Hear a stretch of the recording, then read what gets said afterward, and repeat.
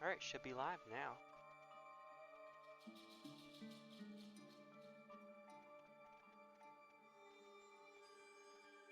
Yes, there it goes. Alright, let me just open up the project real quick.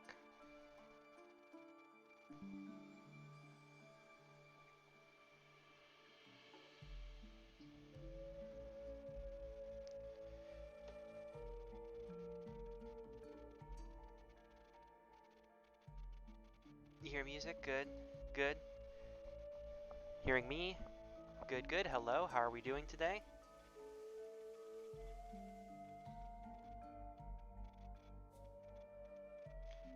So we're going to see how well this goes.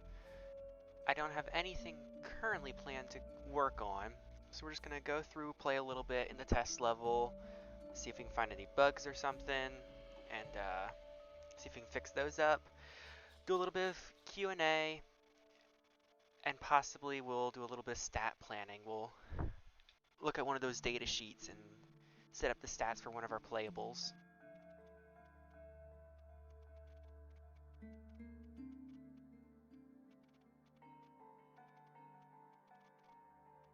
You sound like 15? I am 22, but I know I do have a much younger voice.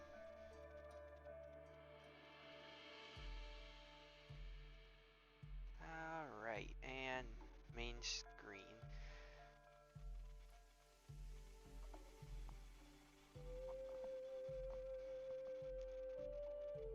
Alright.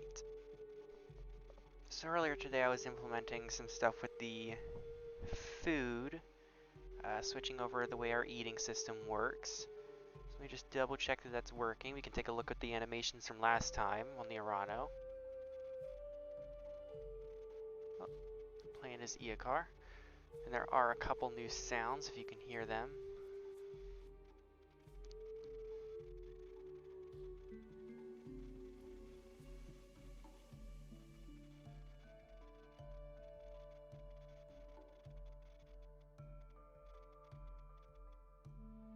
Any colors? No colors yet.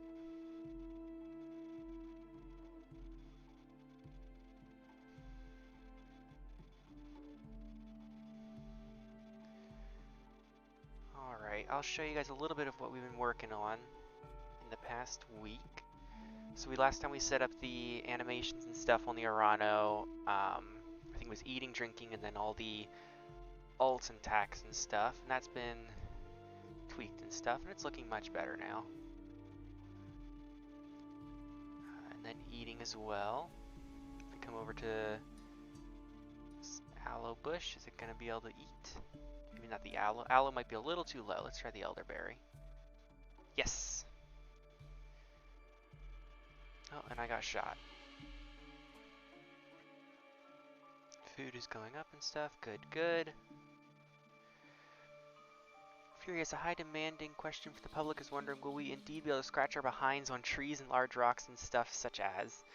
That'll probably be a part of the hygiene system actually, being able to kind of rut on like trees, rocks and stuff like you mentioned, washing yourself in the lake and stuff, that kind of thing.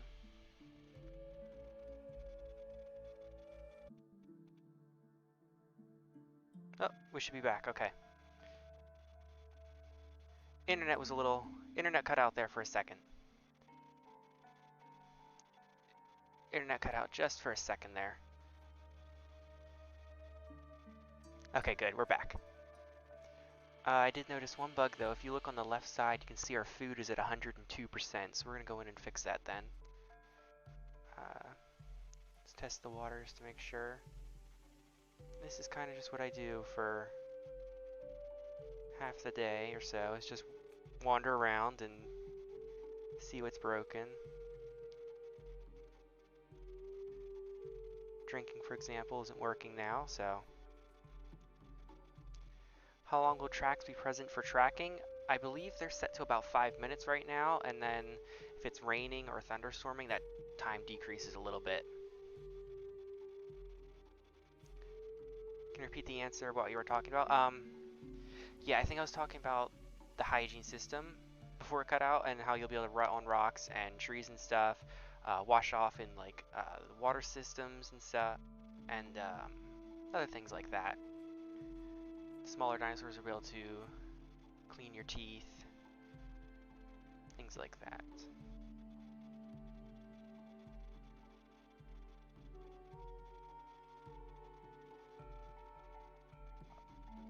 Audio shouldn't be cutting in and out. Yeah, no, it says it's full.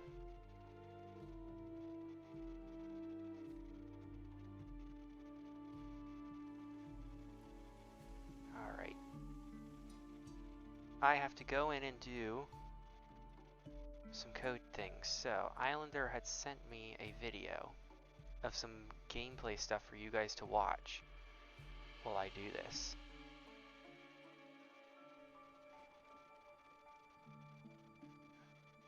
And we're gonna have that muted because I won't be able to work as well if I'm gonna be hearing it. Yeah, Islander sent this video to me so that you guys have something to look at in case I have to hide the screen temporarily. Maybe you guys have something to watch at least.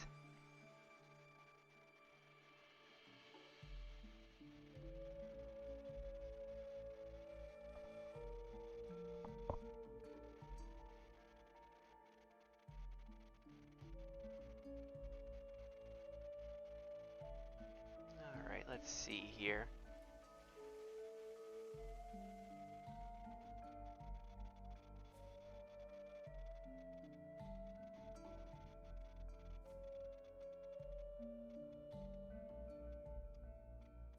Add in a little debug here. Weather's looking cool, yeah. It's a really nice asset pack. I'm not sure if I'm allowed to praise them or not, but I'm going to. It's the Ultra Dynamic Sky and Weather system. It's a really nice system that we have, and Air has tweaked it, and it looks really nice now. Will the hygiene system be in the game first year after tech demo? Yes, I think that is the first thing I'm going to be working on once our tech demo is live. That'll be the first thing to look at. What is E to butcher? So I can try looking on the tribal then. Right now this is just a playback video. Islander setup for you to watch while I do my work and stuff. And do Q&A stuff. Just so you guys have something to look at. But the E to butcher should be able to, if you're looking at like a dead body, you'll be able to kind of butcher it and get meat out of it.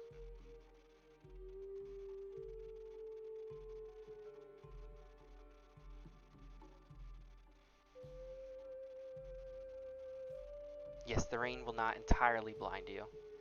Can we expect anything to be inside the tech demo that will not be announced by the dev team? Well, if it's not allowed to be announced by the dev team, it'll be in there, and I tell you now. Wouldn't be unannounced then, would it? How many players per server is on release? Minimum 100 is what we're aiming for, but we do have to do a little bit of extensive testing with more players to just make sure that's going to work.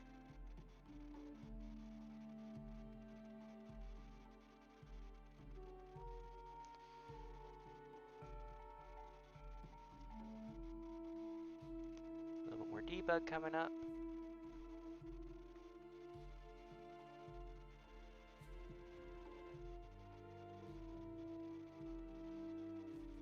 Will dinos be able to sniff out other dinos? That will come with the hygiene system. If you are dirty enough, you indeed will be able to get sniffed out. I think I see what the issue is with the drinking and eating.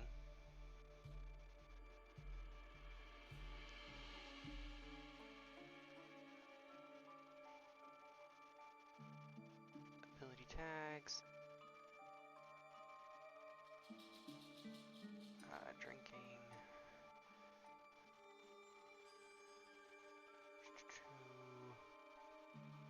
Those of you who know, there are some these things called tags and stuff we have in our gameplay ability system, so I just gotta make sure I got them all. I believe what's going on is the drinking is being blocked by eating, because eating comes first.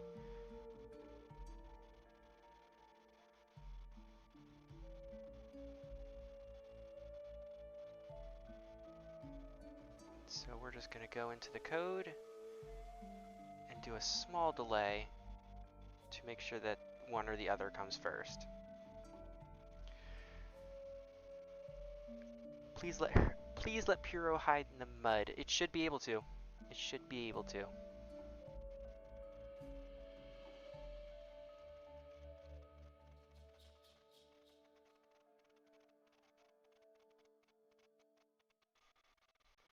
Small delay. There should be plenty of time to let that do its thing. Ooh. Ever since changing the eating this morning, things are looking a lot more performant. I just want a croc that can stay submerged for an hour and have slow metabolism. That'll probably be Puro. I mean, not quite an hour. It'll be, I want to say half an hour or so. We can go look at some stats then, once I finish this up. What is the next Irby coming after Arando, and how long will it be? I believe Pachycephalosaurus is coming next.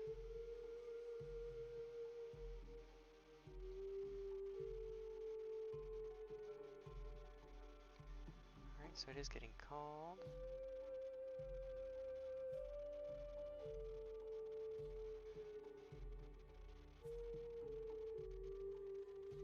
Good stuff, good stuff.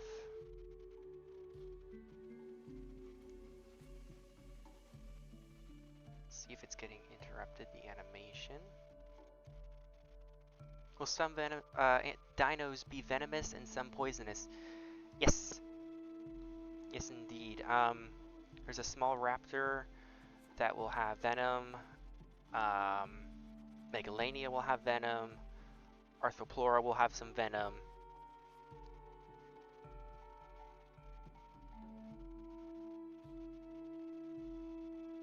Alright, so everything is being called correctly. Nothing being cancelled. The animation's just not playing.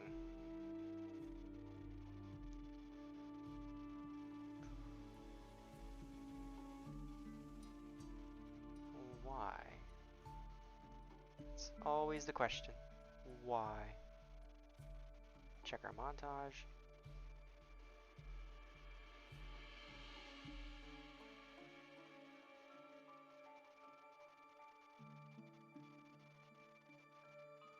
So excited to play humans, same.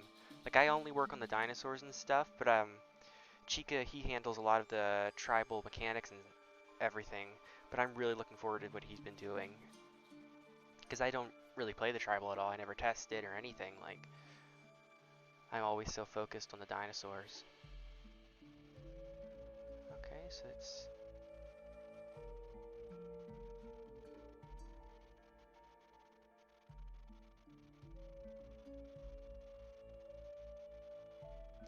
Oh, I wonder.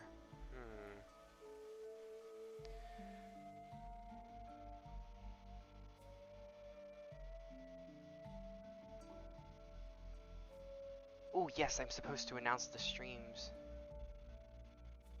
Good call, thank you very much. How does Venom work? Hopefully not like a burst of damage. I'd prefer it as a bit of a slow killer. Yes, so it'll be slow and over time. But it's also very dependent on what kind of venom is being used at the time. Sorry, I'm just setting up the message.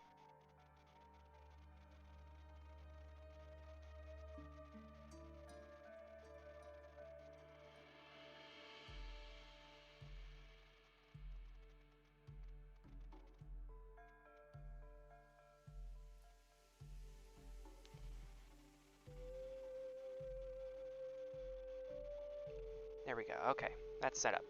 Yeah, it depends on exactly what venom there is. Like Megalania's venom will make it so that you're unable to heal from bleeding. So its goal will be to bite you a couple times, inflict a lot of bleed, and then inflict a lot of venom at the same time, and then slowly follow you and keep biting you ever so slowly until you die.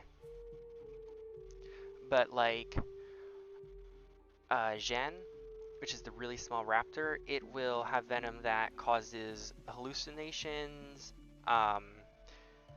spasms, twitching, and stuff like that.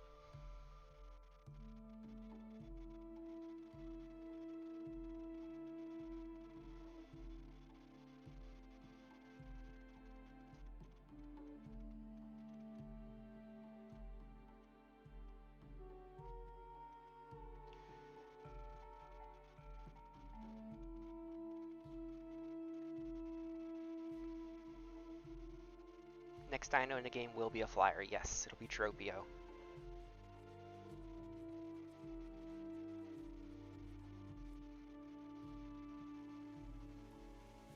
Eating Beezle Bufo. Better have you seeing purple elephants. Actually, not a bad idea having it be a little toxic to eat or something. Give you a bit of a toxic effect. I'm not quite sure what that would be called. I forget. False and end. Okay, good to know. False ends the ability. That's right, I was looking at the collision. Collision on the water.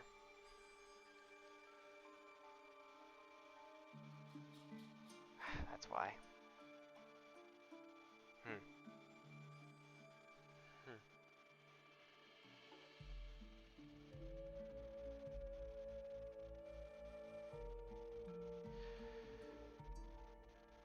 Alright, I'll have to talk with Air and Chica about that one.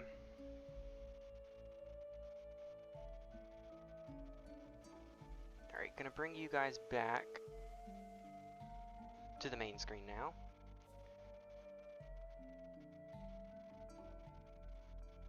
See if we can find any other little bugs and stuff.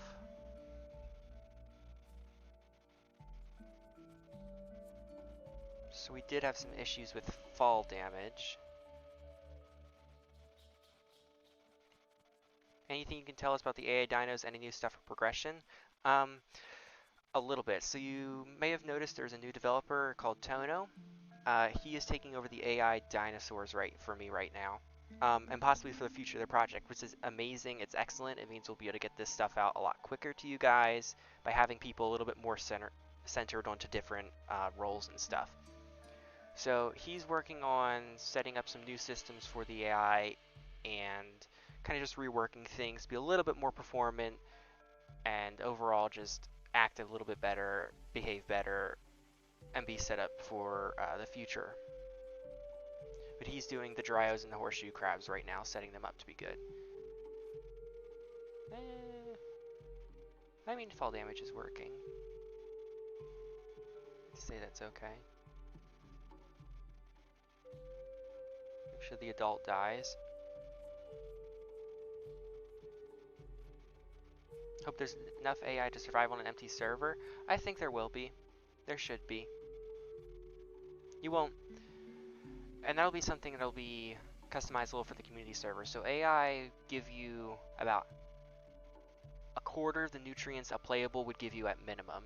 Because playables will give you nutrients based on how many they have. So you'll either get, 50% nutrients or as much as 150% nutrients from a single playable. AI, the most you get is 25%. So you can only have your diet up at a max of like 25%. But that's also dependent on which one you choose. Like if you choose the diet option that gives you a lot of buffs in different areas, that one drains a little bit faster, so you might not be able to get quite 25%. You might be stuck at 15 to 20%. But you'll be able to like survive and stuff. You just won't be as good as if you were surviving on playables. I hope this kills me. Okay, good.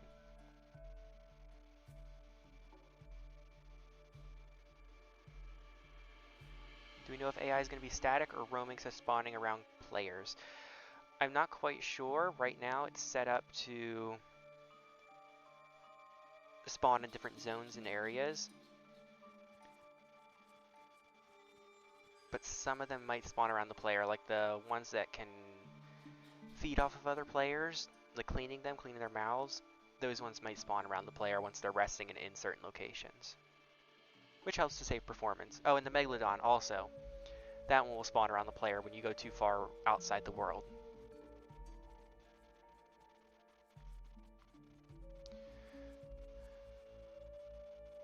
Let's see how night vision is doing.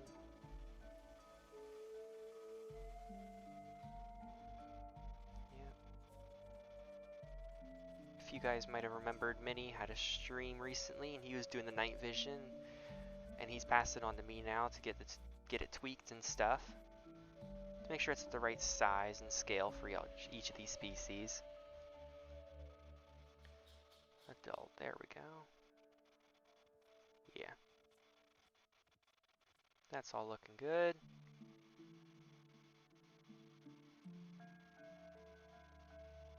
I'd love to let my son run around and survive well enough without getting ganked.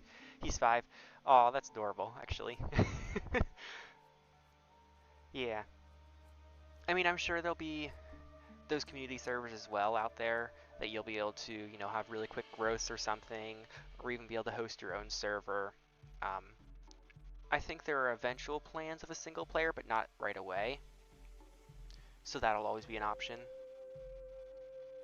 What will this game do to prevent mixed packing? So there is a mechanic that'll be implemented with the hygiene and diet, or not diets, disease and infection that will essentially cause some discomfort to your dinosaur, and if you're around different species too much, or if you're in larger packs for too much, you'll get sick. How will the mechanics be? How to be better than the competition? I'm going to assume you're asking kind of like which ones will help you be a little bit more buff. And the 3 that I can think of are, or the 2 that I can think of are the diet system, and no, there are 3. Diet system, the active stats, and evolutions. Evolutions is the easiest to explain. Essentially, as your dinosaur does certain things, you'll gain these evolutions to apply in your next life. And these things will be like Lone Wolf, where you'll have a little bit of buff to all your stats and stuff for being, say, a Lone Wolf in your previous playthrough. There might be something that increases your bleed or something. And diets do the same thing, but they're a little bit more active to that exact life. So I can choose, say, the infection heal, disease heal, scent range, night vision range. If I put all my points into that, hit confirm, you'll see my night vision should be a little bit larger. It'll be easier to see over here. But that's another way you can kind of buff up your creature. Confirm. And, oh, I probably have to heal.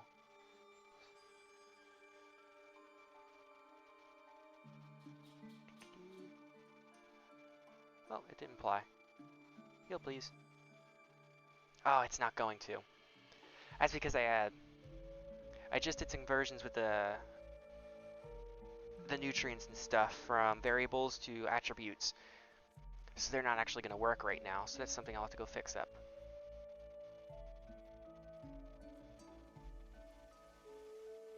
How do you plan the gameplay for full aquatic dinos? Will they mainly live in the sea?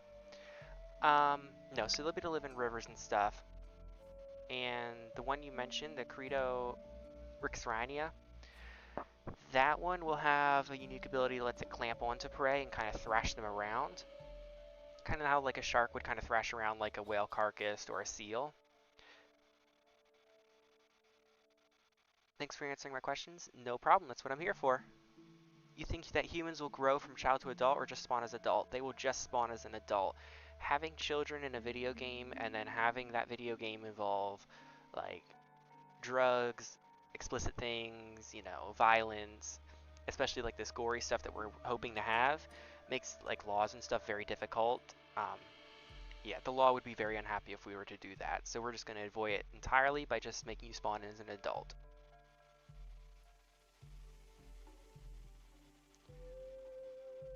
I can show you guys also. So this is something else that I was setting up, and I think I shared in Discord a little bit. You can see the moon is full right now. But if I switch our moon phase to, I believe it's 15? Yes, it'll go to moon. And it is pitch black right now. And normally night vision would stay pitch black, but if we give it a little bit of time, it comes up to about the same brightness. So you won't have to worry too much about, you know, new moon causing your brightness to be a little bit low during night. The same thing can be applied for if I put on overcast, which is the same cloud level as thunderstorm. Now it's really dark. Now you really can't see anything, but if we let it come up, there it goes. Takes a little bit for it to come back up. It comes up to about that same brightness level, a little bit darker, but it's about there. You might want to avoid fire and stuff though, because that's still pretty bright. But yeah, it's about the same darkness level, even on a new moon, full overhead cloudiness, which is one of the goals we wanted to... Ooh, what's this? Ah, that's on the AI. I'll have to let Danik know about that. Alright, some more questions. Let's see.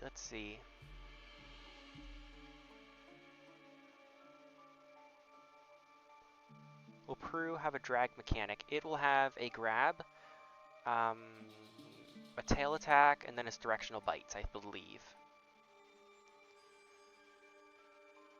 Are you guys planning big maps with lots of players? If yes, how do you plan on avoid rubber banding and getting good animations in sync? So that's just going to be a lot of time, really. It's just going to be time having to work through all that, get the networking set up properly. As per big maps, we actually just recently downsized the map. I don't know if I can share how big it is now, but it is a little bit smaller than it used to be. We're aiming for players to be able to interact with each other pretty frequently, so the map won't be too large. Are humans going to age? I don't believe so. The wrinkles and gray hairs that you mentioned then were probably going to be something a cosmetic thing that you could apply, similar to Ark, how you can have gray hair and stuff. So we're going to be fish for aquatic and semi-aquatic to hunt, so they don't have to just hunt land animals, or fish AI. Yes. One moment.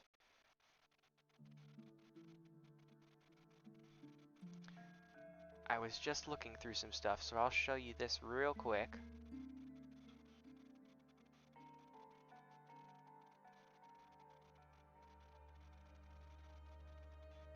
So, fair warning for those of you who are, it's night. It's a white background that's about to appear.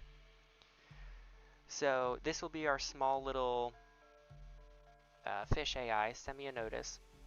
It's only, 20, 30 centimeters, it's about a kilogram or so. But this is what the young flyers, young aquatic species will be preying on, and they'll be in schools and stuff. Next up, we did have some concepts for axelrod ichthyes. It has unfortunately been cut since, but then we also have Onychodus, which will also be another fish AI and playable. But it will be the meaner of the two fish AI, the main fish AI. Because it'll be, if you look at these teeth here are going to do some damage if they're coming at you.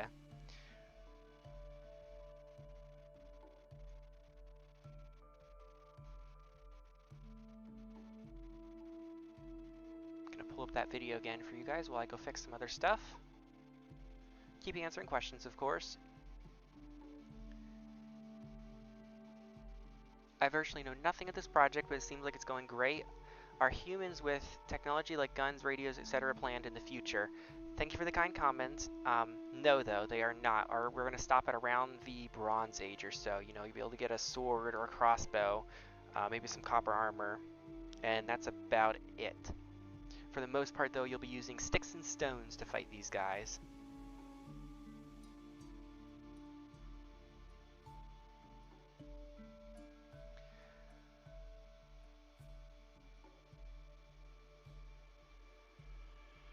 Are diurnal creatures not surviving the night cycle while hunkered down?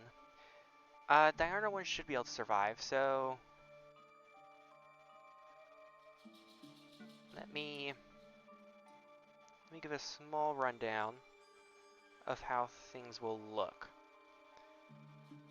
And it involves me just changing some stats real quick. Let me make sure I remember these. So the best range is going to be about that. Worst range is going to be about... Okay, let me put average actually. Average will be around there.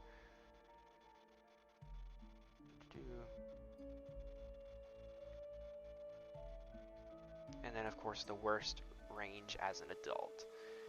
And then it's on the Urano. That should be good. Lost Dream, thank you so much for the donation. Keep it up. Oh, this is your 10th super. Nice.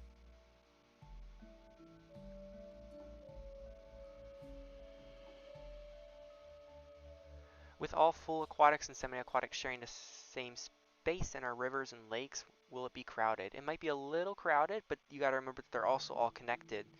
So you'll visibly see a lot of lakes and rivers and ponds and you know, the marshland, the ocean, all that stuff. Then there's going to be a whole underwater cave system and stuff for you to go and explore in.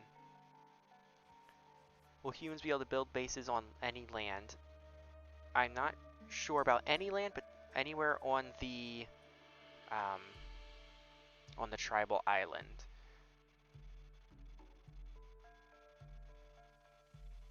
Not that screen, that screen. There we go. Okay. So I have some values to show you guys, and somebody had mentioned night vision. So the first one here is, this might be too bright, but we'll see. Full. So this is, that's fine. We'll keep this brightness. We'll keep it for now. It's fine. Then you can really see. So this is about what the best night vision would look like for something. Think like Dracovenator, Purosaurus, Utah Raptor. They're going to have the biggest night vision. It'll be like this. If we come down to 80% growth, I have another value. This is about the above average range. So you're still seeing quite far. And you should be able to see predators coming or see prey if you are the predator. If I bring it down a little bit more, this is about what your average range is. This is about what Eocar's range is. It gives a little bit of a slight advantage over, you know, that below average night vision that you'll see next, but it's not, you know, the best of the best. And then this would be, I am very tiny, so it's a little difficult to tell. I'll have to put it on the Eocar then. This is about what the worst night vision would be for something, so. And I can change the time of day real quick, because that might make it a little bit easier to understand. So, you know, you'll have to be a little bit careful when you have this night vision. This will be for, like, trike and packy and stuff. Yeah. It's not atrocious, but you'll be at a disadvantage. But if you don't like it, you can always put a few points of it, of your diet, into night vision and stuff. Lost Dream, thank you again.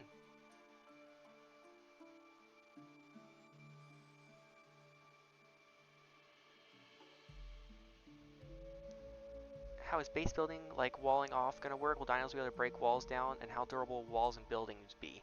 I'm not entirely sure. If you see Islander in the Discord or in chat, you'll have to ask him about that. What will the game do to prevent body camping? I'm assuming you mean kind of like when in some other games, like herbivores will body camp their fellow friends' bodies to keep carnivores from coming at it after them.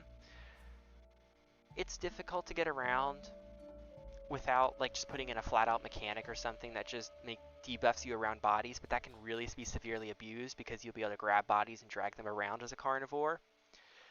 So I'm not sure there's much that we can really do on that front, but it's something to think about. Will there be fish? Yes. If you look a little bit back in the stream, I just showed off 2 fish, Semiotis and Onychotis. Why do you believe EOE will be better than other dino games, and how do you guys plan to achieve it? Personally, I'm on the front of, I think we're going to be the best because, gosh, how do I word this? How do I word this without getting yelled at by Islander, I guess I should say. Let me think on it a little bit. Let me think on that. Will you be able to craft things like TNT or bombs? No.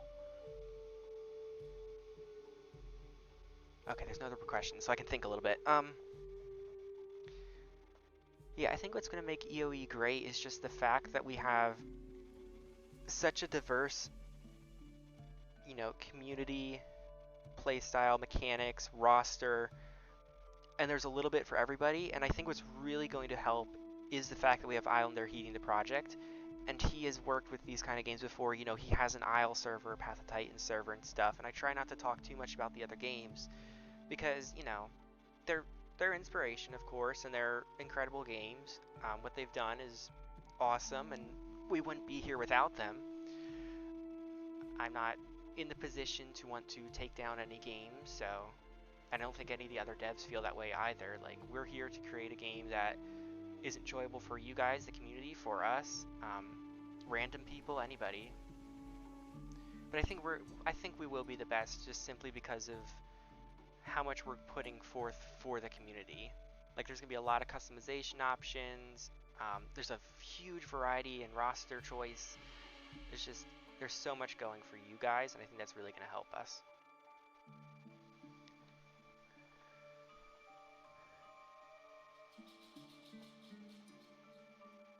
Will there be places that only certain dinos hang around, like habitats such, like Spino hanging around more water-based areas? Yes, so like Spinosaurus, for example, has a very short water drain. I think it's around 18 minutes or so. So you're gonna have to be around water quite often. I mean, you'll be able to travel from one lake to another, but you're gonna have to stick around that kind of area.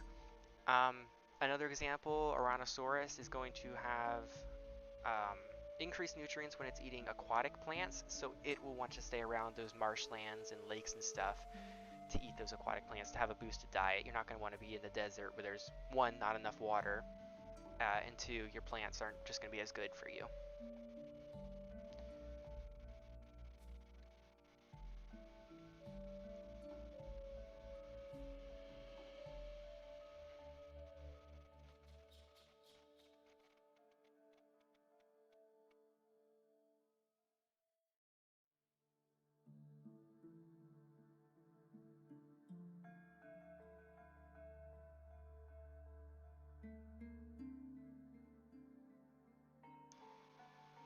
I just realized this video that I'm showing you guys is the old Eocar. That's interesting.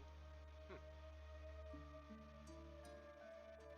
gonna have to go make an up-to-date one. The reason we have a playback video for you guys to enjoy while I am talking and doing Q&A things is just, like, half the time I'd be having a hidden screen because I can't show you code or anything, so we just decided, you know what? Let's get a gameplay video, let's put it up. When I need to hide and do some work things, I can put that up. Gives you guys something to look at. We can still chat and stuff. It works out for everybody. Dumb question, but I haven't heard the T-Rex mentioned anywhere. T-Rex is part of the game, but it has not been worked on at all.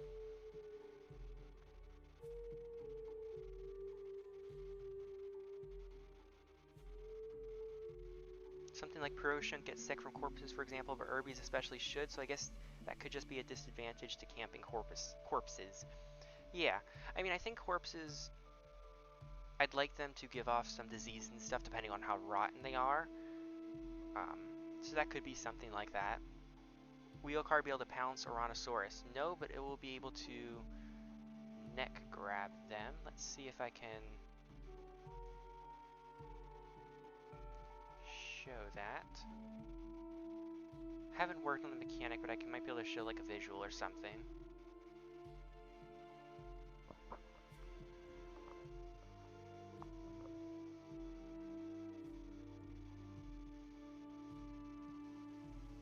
Is there going to be diets on certain biomes that encourages players to move around, but you can also find your own species easier in those areas? So there will be 5 different types of flowers, and each of them will be in a specific biome that's a little bit more dangerous. So, like the desert, volcano, deep in a cave, that kind of thing. I see your comments on the mic is too low. I moved it up a little bit. I apologize. I am a quiet person. Back to what I was talking about, though, TZ. That's kind of the general idea. Is like there'll be those special kind of diets in certain areas that players will be drawn to, but if they're in that area, those plants won't spawn then.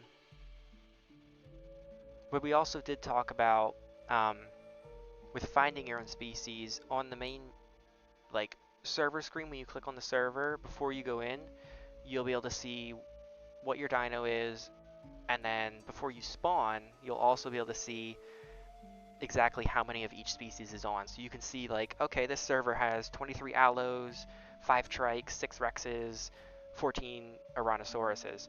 And you can be like, okay, well, I want to be different. I'm going to go play Minmi. Or you can be like, all right, there's a bunch of allos. I'm going to pick my allo and go play it, so that way I can meet up with those people.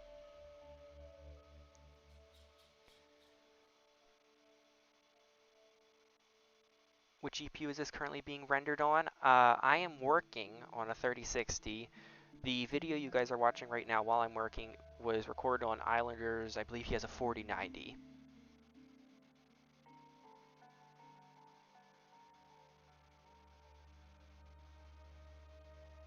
When will the tech demo be released? Hopefully sometime this year.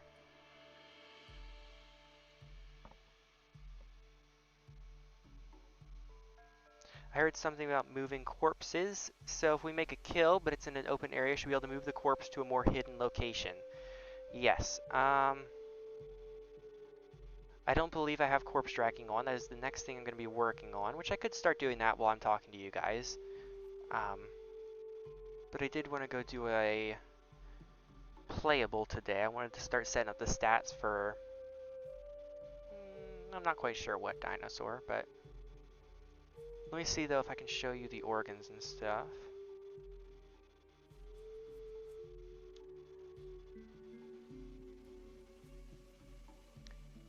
You have a 1080 GTX? Yeah, I'm not sure. I know Air's been working really hard, but this is... ooh. That's some weird sounds things. We're gonna get that fixed up then. Yeah, I know Air's been working really hard to get things working for everybody. Let's get that sound fixed up first.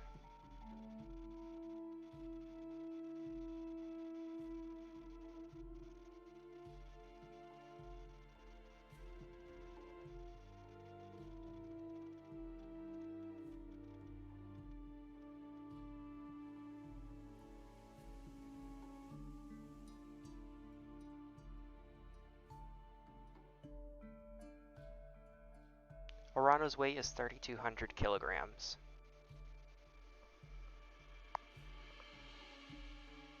Let us see corpse grabbing or dragging.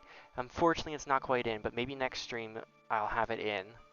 Because I do have a bunch of free time next week to work on EOE, so hopefully that'll be in. Because that is one of the things I'd like to get in before the tech demo. I'm so overdue for a new rig. Same, to be honest. Same. Are there going to be some unique mechanics to certain dinos like the Isle where they have certain formula to them all? There will be some unique mechanics. So Mastodontosaurus, which is the giant amphibian, it'll have like an electric eel type ability where it'll be able to shock prey, and that's how it'll kill things. Utahraptor, of course, has like a pounce. Eocar has a grab. Minmi has burrowing, so there's a bunch of different unique things, not necessarily for combat, like Minmi, that's kind of a little bit more defensive, and more for its own personal use, but they'll each have their own realistic kind of mechanic. I'm begging you guys to give humans prox chat. That should be a thing that's going to be coming. Is the speed or damage more important for combat currently? So I guess that's a good time to bring up my stat sheets and... Alright, let's see. Which one do we want to pick? Let's pick Peru. Again, white background, so if you're in the dark, I do apologize ahead of time. This is going to be a little bright when I switch over. Okay, so let me see where that question was again so that I can answer. Speed or damage. So this is what my internal stat sheets look like when I'm setting up a playable. And the ideal range, as you can see in the bottom right-hand corner, is 48 to 56 points. Now what that means is each little bar here represents a point, of course. 5 max, 1 minimum, with the exception of a couple things. And I have some values set up on my other stat sheet that has all the stats to kind of give me an idea on things. So like, let me think. Night vision, for example, let's go with that. Night vision, to get 5 points, you have to have a night vision of greater than 5,000 centimeters. For 4, I believe it's between like 3 to 5, and then for average is like 2 to 3 or something like that. And this is kind of what I use as a base to get that stuff set up. So for combat things and just balance in general, run speed, which is one of the things you mentioned, and in weight are here. They're both very important. I think it was run speed and weight that you mentioned. Yes, speed. Oh, speed and damage. Sorry. Yes, damage is one of those things. Now, with damage, things are being balanced so that damage is balanced next to weight, if that makes sense. So, like, if something weighs 10,000 kilograms, damage is going to be average compared to that. So the average, I believe, is like 10%. So average for a 10,000 kilogram dinosaur would be, 1,000 damage. And that gives us a little bit better understanding of how this dinosaur will play in combat, because it's more likely to be attacking things its own size. Like, what's another one? Paki, for example. Paki has 5 bars of damage, but it only weighs 450 kilograms. But it's dealing, 150 damage per hit with the really big, like, powerful hits, which makes it seem like it has higher damage, because if it was, going against a Utah Raptor, that's going to feel like a lot more damage than if we were to, consider it only as a low damage.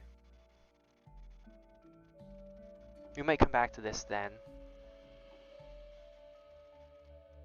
and set up a playable.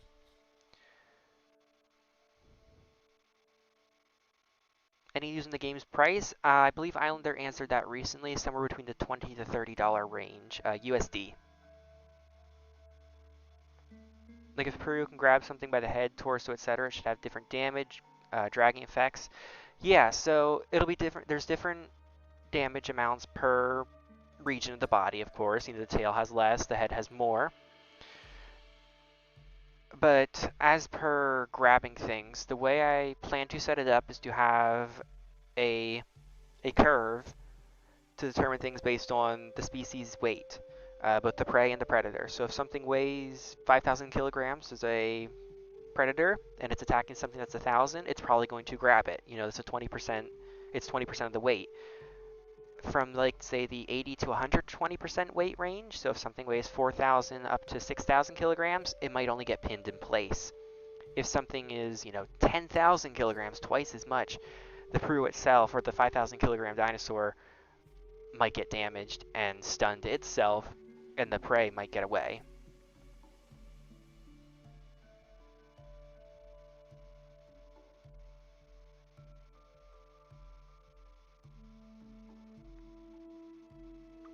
I believe that you could start with outgrowth and focus on the core mechanics and adult models and animations so we can test what is really fun, what works, and what not.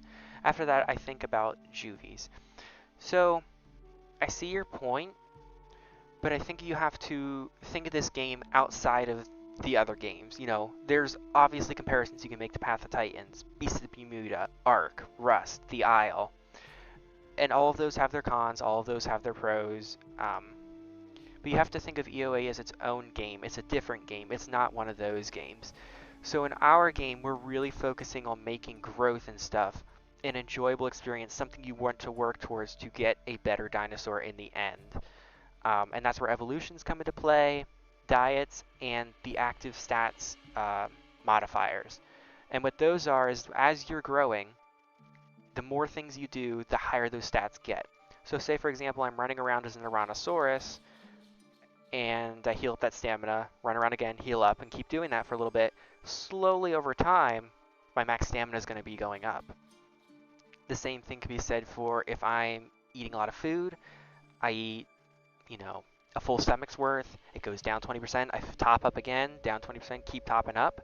My stomach might expand a little bit to let me hold a little bit more food. Now, this only occurs during your growth and stuff. So if you're just sitting in a bush growing as a juvenile all the entire time, your dinosaur is going to be much, much weaker than an active player, which is something we're really, really pushing for. Making juvenile an actual fun experience and something that players are going to want to do in order to have fun as the adult. Because I'll admit, like, it's fun running around as an adult, combat, killing things, all that kind of stuff, but the growth is where it's at sometimes.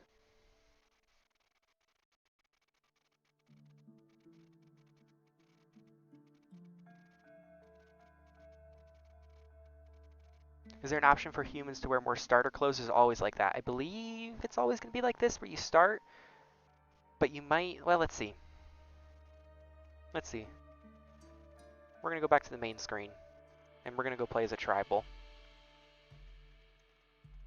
Ooh, I get to customize my tribal. Oh. Yeah, we're going bald. Actually, what hair colors do I have? That is not white. No, we're going bald.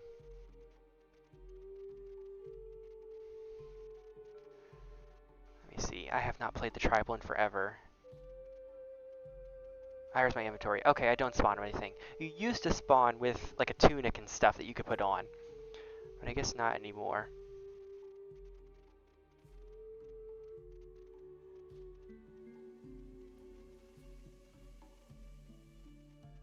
This is like the first time I've played as a tribal in probably like 3 or 4 months.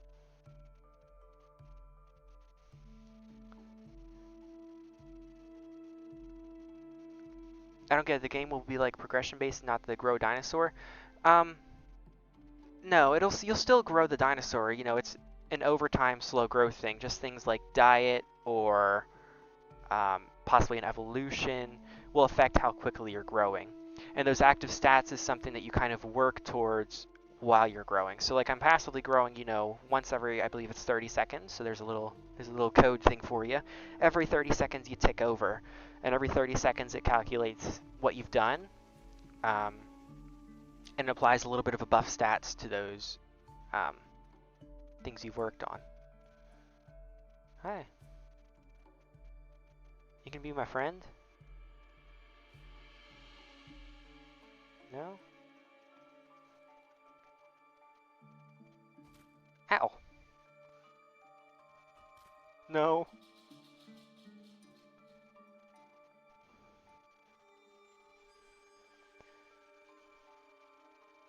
Will Burrow be like in Beast of Muta that you can dig in directions you want, like Minecraft block at a time, rebuild your home, or multiple exists? I'll be honest, I've never played Beast of Muta. I've seen videos of it, but I've never seen the burrowing. But I have played Minecraft. And my goal is with some of the species to make it like Minecraft in a way. You know, you'll burrow out like little sections at a time in any direction. It'll probably be in 8-way directions. It won't be exactly where you want to go, just to make the code a little bit easier and make things just, you know, simpler, networking and saving and all that kind of stuff. Essentially, if you slack off as a baby, then you'll be weak. Exactly. Exactly that.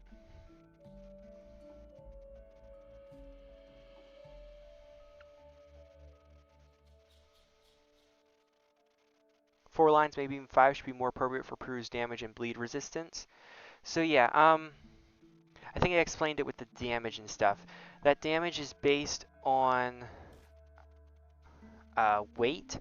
So say, I think Peru is 7,000 kilograms, and I believe it's 8 to 12% is the range I'd look at for average, which means about, what? I guess it would be 12 to 8 bites or so before you're killed off against something else at 7,000 kilograms.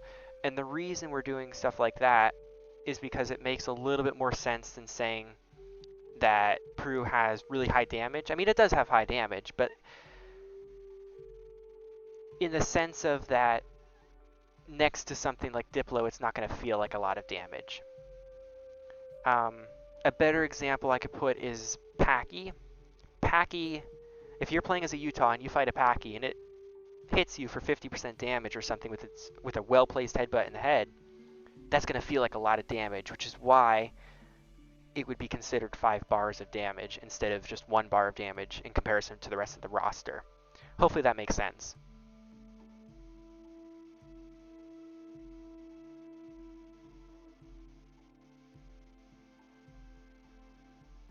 Can burrowing dinosaurs store food inside their burrow? And how will the burrow you build disappear after logging? I like the idea of storing food. I think that's something I wanted to do for Tapijara. So Tapijara is going to be able to burrow into those giant redwood trees that you've been seeing a lot of on Airstreams. And possibly some of these other big ones. Am I still? Yeah, I am still streaming. So like this tree maybe we'll hollow out and we'll let Tapijara burrow into it because it's pretty small, you know. Tapijara is only the size of this plant. So it might be able to pick up food, store it in there. Now granted that food still rots and stuff, so how productive that's going to be, I'm not sure. As per, what was your second part? And will the burrow you build disappear after logging? Probably not, but another thing we'll have to look at when the time comes. Love that the weight matters. Shouldn't be a Utah murdering a T-Rex. Exactly, yeah. Yeah. Yeah, and weight is like the basis of everything. It bases how much food you can eat, not can eat, how much food you can hold, I should say, how much water you can hold, your damage, your health. It helps determine all that.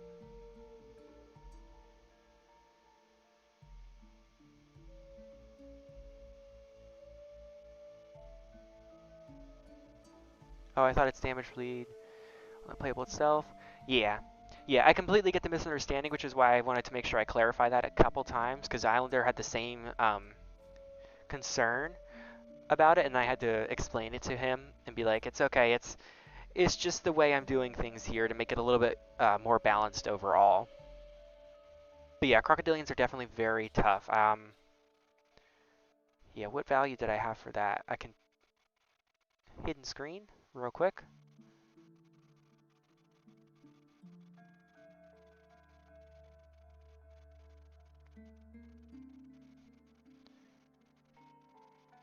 Yeah, damage resistance is a 1, which I think is a max of 5%. And I think the reason I did that is, one, because we're at 56 points, and the ideal point range is 48 to 56. If you go above that 56 range, it gets a little bit unbalanced and overpowered. If you go under it, it's a little underwhelming. So I'm trying to keep it within that range. I could always, you know, swap out something, you know, the food regen, make it regen food a little bit less and give it a little more damage resistance. That's kind of how I'm going around balancing these things for their first iterations.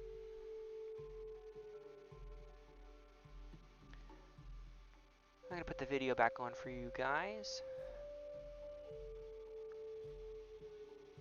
Will tribal players be in one big team or will everyone be on their own? I believe what we're planning to do is each player will start off on their own, and then they'll be able to join a clan or a tribe. I'm not quite sure what the technical term's going to be. But yeah, you'll join a clan or a tribe, and then you'll work with them. Or you can work on your own and be a solo player. I'm already on EOE's train. Hope is back on board. I'm glad to hear it. Would stomach contents have weight that increases your general weight too? No. No matter how much you eat, you will always be the same weight. If a Peru eats its full stomach's worth of food, it's still going to weigh 7,000 kilograms as an adult. When will we get a play test? Very soon, sometime this year. So hopefully within the next like 3 months or so. We don't have too much more to do. It's mainly just bug fixing at this point. Bug fixing, optimizing, make sure it's playable, enjoyable, that kind of thing.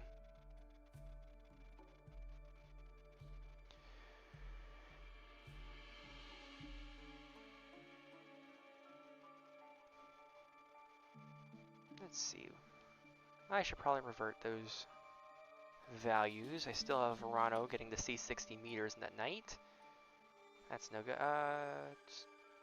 Nope, not 200,000. That would be... that'd be fun.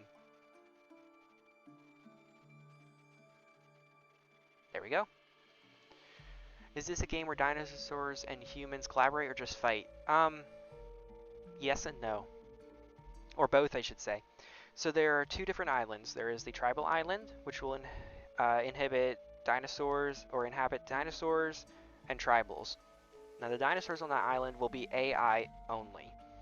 And that is where tribals and AI dinosaurs will be able to work with each other. So like a tribal can tame up, you know, an Allosaurus and use it as a combat mount. Or maybe a Chasmosaurus and use it as something to help in farming. On the dinosaur island, that will be where those rare tribal resources will be, but also where the player dinosaurs will be. So in that sense, that's where they'll start fighting with each other a lot.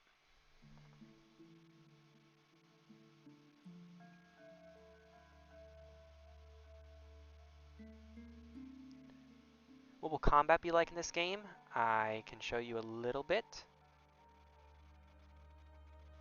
So there are currently 2 attacks at the moment. However, 2 more are coming for every playable. So every species is going to have 4 different abilities. Some of them might be combat related, some of them might be environmental. So like Minmi, for example, its one ability is being able to burrow. Its other ability is hunkering down, and then it has 2 attacks. Eokar, it has all 4 attacks. So it has its left click, its directional attack, which I believe we do need a sound for the juvie here. But you'll have your directional attack, so if you're running away from somebody and you want to, turn around quick and attack them, you can do that. And then it'll also have a third attack, which is going to be like a quick succession bleed attack. So it'll be like 3 bites in a row, like I can't think of an example to give, but it'll be 3 bites in a row, deal more bleed than damage. And then for its final ability, this will be its most important one, is the grab. So it will be able to run over to things. You'll hold R and B, and then you'll grab them on the neck, the body, tail, depending on how big they are.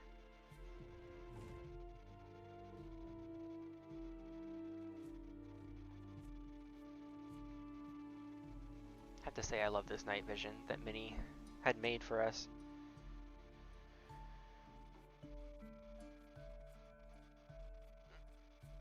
How will bleed work? Bleed is an interesting mechanic. So it'll be similar to what you're used to in other games. Any survival game in that, you'll lose blood over time. And once you get no blood, you die. However, bleed, you can only bleed out so much at a time. And this is a balanced choice I'm putting in to make it so that larger things like Stegosaurus or Spinosaurus or Deinocheirus, when they attack something smaller and don't kill it off, you're not just going to bleed off in like 5 or 6 minutes from the bleed. Because it's not an enjoyable experience knowing you're going to die in like, 5 to 10 minutes, and there's nothing you can do about it. So you're capped at how much you can bleed out at a time. Slay. There we go.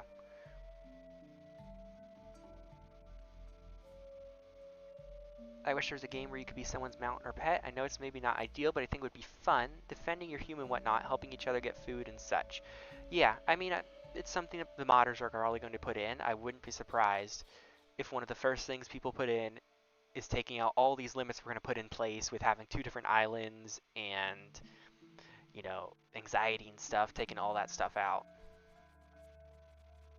Can you estimate when Eokar and Arano special abilities coming to the game? Yes, they will come after the tech demo is released, I think.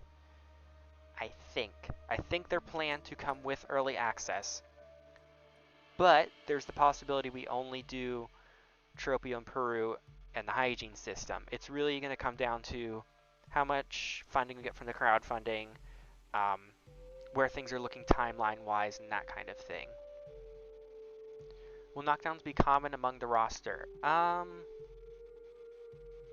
let me go up on land and hide the screen again, and I will share, actually.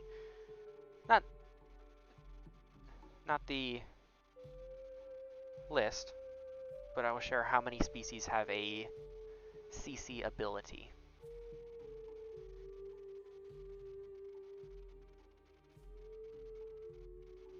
Okay, let's see.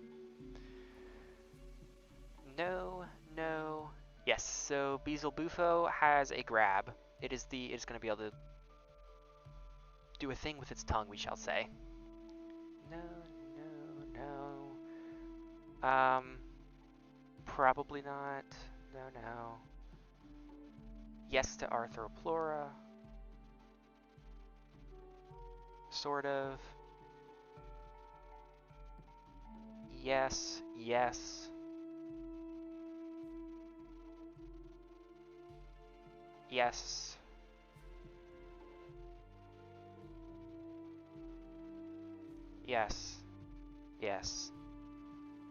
Yes. Yes. Yes. Yes. Okay, so it looks about 15 of the 52 are going to have some sort of crowd control ability. Give or take 2 or 3. Back to the main screen. Actually, does this guy die when he falls? No. Of course not. Can you tell an estimate when Eocar... Oh, no, I already answered that one. Knockdowns. Will it be T-Rex and Trike? Trike? Yep. Thoughts about night vision and reshade. So... Oh, I wanted to actually play. I'll show you. Actually, I don't know that I can show you. Well, no, I can. I have an idea on how I can. So let's...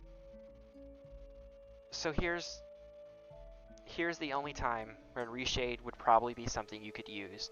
It is when the moon is full and you're out on the plains and things are brighter overall. Like if I were to turn up gamma on my computer right now, I'm going to see better than if I turn on my night vision. It's a difficult thing to have to balance and keep from happening. However, when it's darker, like in the jungle, it's going to be a little bit harder to increase that brightness. If you're... Especially if it's like overcast. So if I make it overcast right now, it's going to get very dark very quickly. Yeah. If somebody wants to screenshot this and try seeing what it looks like gammed up, I mean, I guess I could too. We'll take a look. So this is with overcast. And moon phase 15.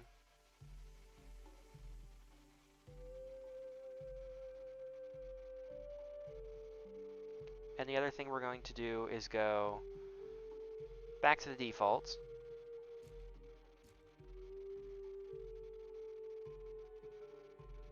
And turn on our night vision so I can show you what it looks like if you have night vision on and you try to gamma up. So you might be able to gamma up if you don't have night vision on, but with night vision not. One moment while I go find these photos. Screenshots. Alright. Alright. Brightness. Brightness, exposure. And we're getting there a little bit. Save it. Yeah, you might be able to a little bit when it's still overcast and everything. But even then, it's not going to be as good as night vision. If we go over to, yeah, this is a full overcast thunderstorm. I'm not even gonna bother. Now this is what I wanted to show you though. With the night vision, bring this brightness and exposure all the way up. Do it again. And you'll notice it's not going much farther, if at all, past that line there. So that is something we've implemented. It's basically just pitch black past a certain area, so you're not going to be able to increase the night vision to see much further than that.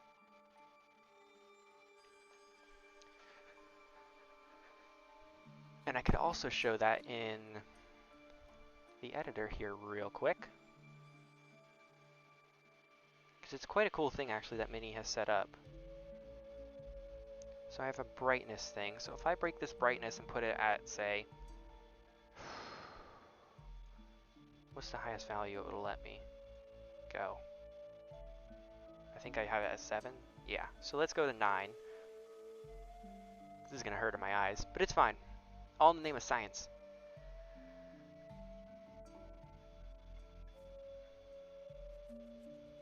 Yes, so you can see, and even if I come out of view here, oh, I guess I gotta stay in view. Oh well. Bring my brightness up. Or is it already up? Oh, there it goes. See, the brightness just keeps going up, but it's not going to go past this line here. You're not going to be able to see anything past that line. So reshade shouldn't be an option or an issue when you have night vision on. Off, Maybe, we'll have to look into it.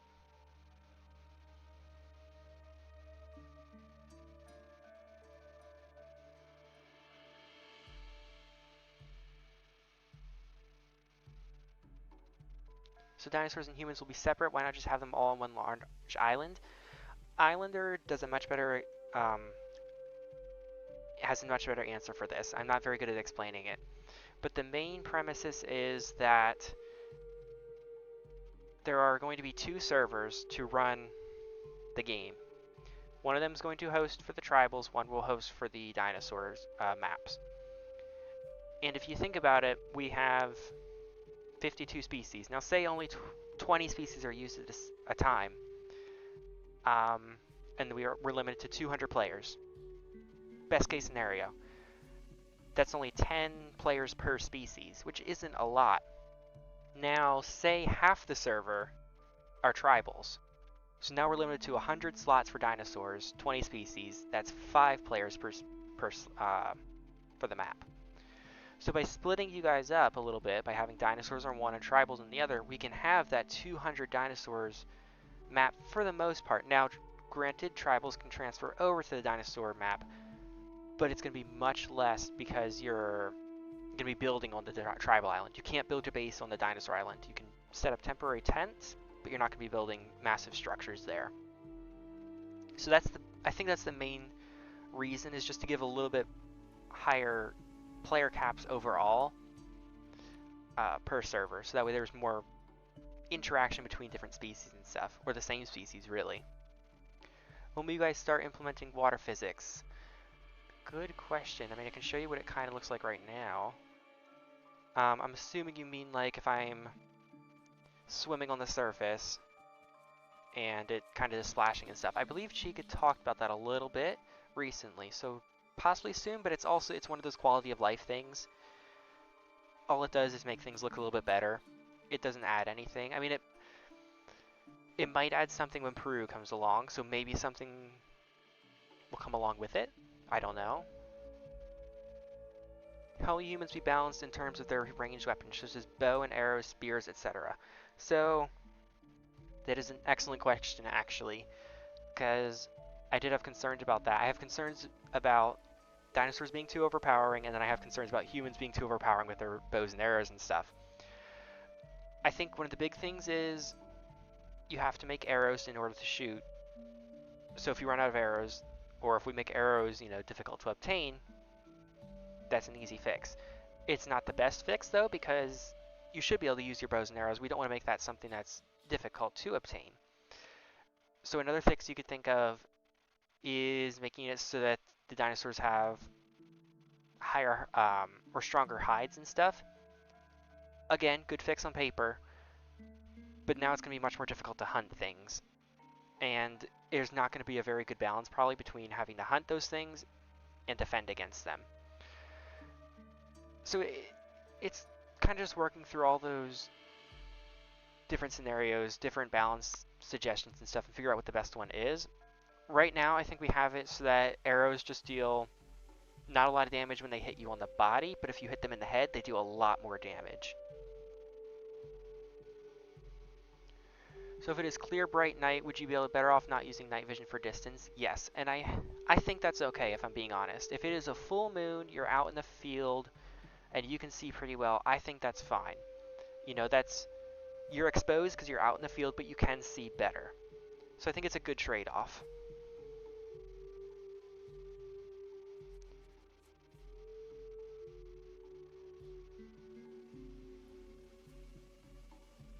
So players can or can't be together in a server as tribals or dinos. So dinosaur players cannot travel to the tribal island. Tribal players can travel to the dinosaur island. So you'll be able to interact on the dinosaur island together. And yes, though, you can PvP. Do you have underwater decorations and stuff to hide in? Not on my test map. Not on the test map, but there are some. Let me see if I can find a quick image. Pop up this video for you guys. I'm sure there's an image hiding somewhere. the underwater area, but maybe not.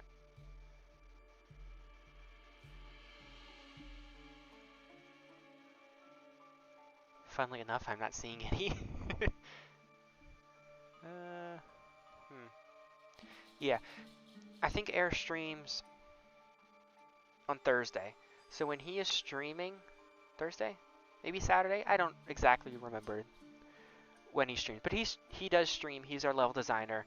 If you catch his stream, I think he streams a little bit earlier than I did today. You might be able to ask him to show you the rivers and stuff. I unfortunately am not able to open the map in editor. My computer does not like that. It gets very angry with me. It's gotten better because we have shrunk the map a little bit and we've optimized quite a bit, but it still gets a little bit angry with me when I try and open things up.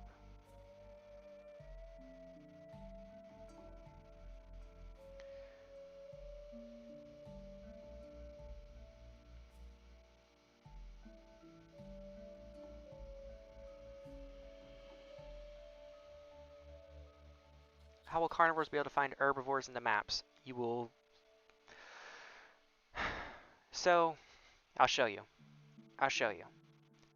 And I'm not sure if this is in other games, because I haven't played other games in a long time, like the island stuff, but you'll be able to smell plants for one.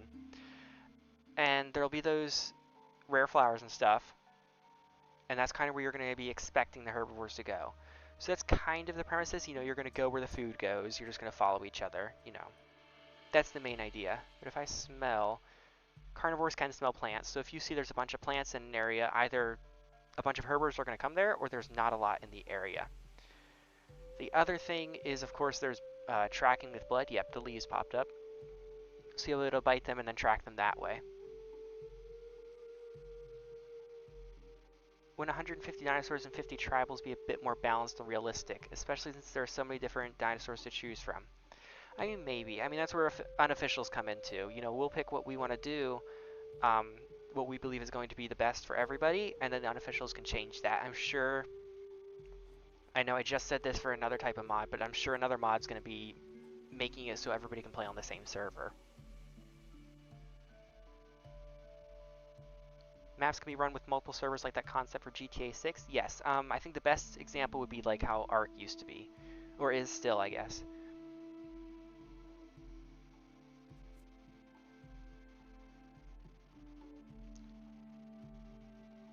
I need to scroll down.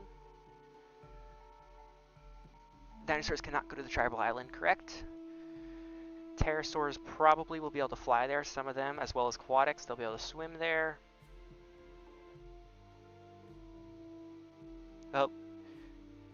Key search already answered for me. Thank you. And now you guys are spamming the crab emoji, of course. The horseshoe crab, our savior over here.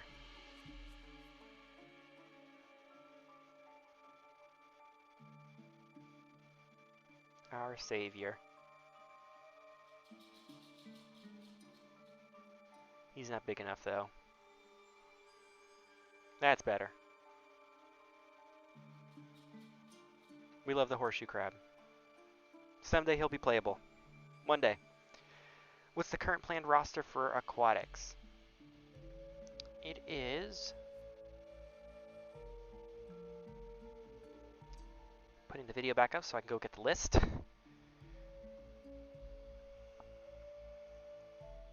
I should... Oh, nope, that's not the right drive.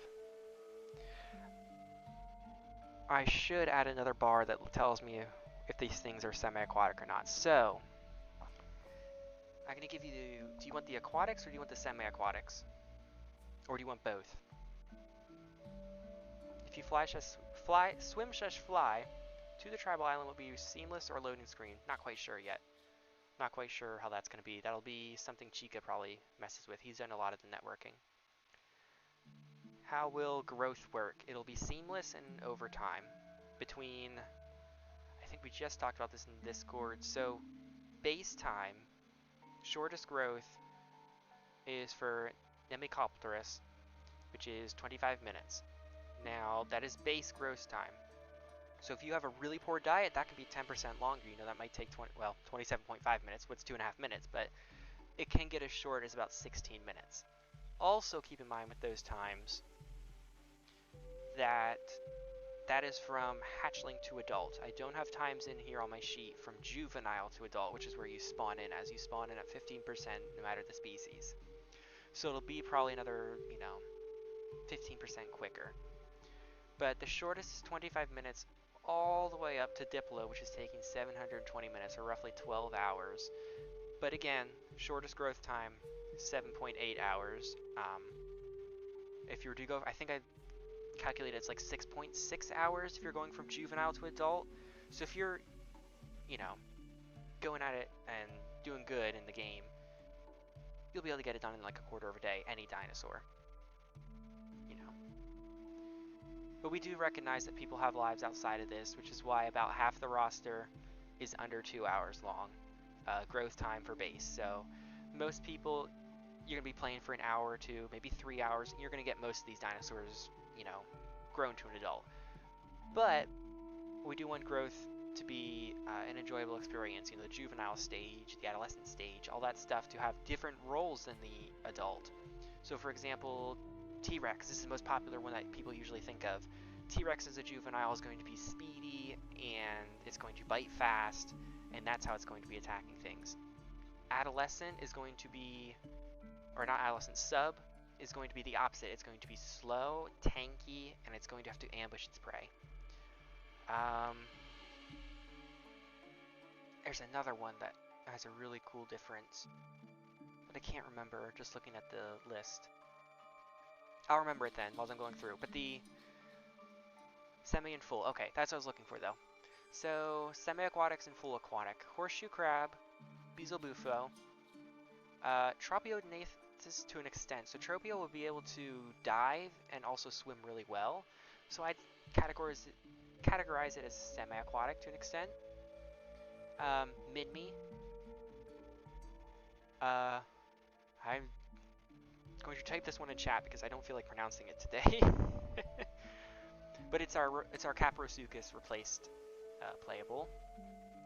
Europasaurus will be quite semi-aquatic. Titanoboa. Mastodontosaurus will be almost fully aquatic, it's the giant amphibian. Archelon, the giant turtle. Cretioxrhynia, the giant shark. Onychodus, the piranha-like fish. Deinocheirus, Spinosaurus, Purosaurus. And then, of course, our two AI only, Simeonotus and Megalodon.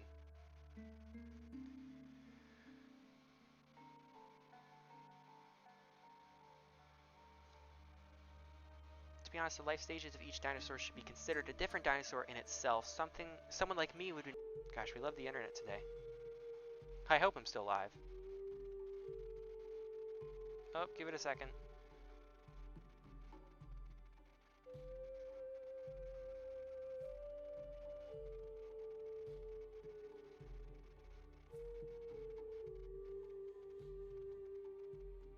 Okay, I think I'm live again.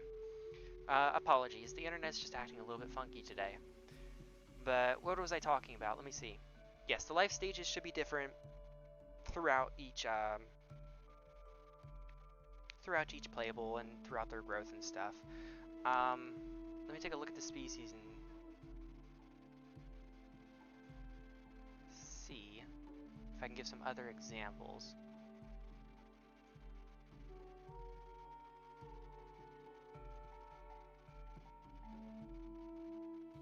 Again, most of these things I haven't really looked at fully.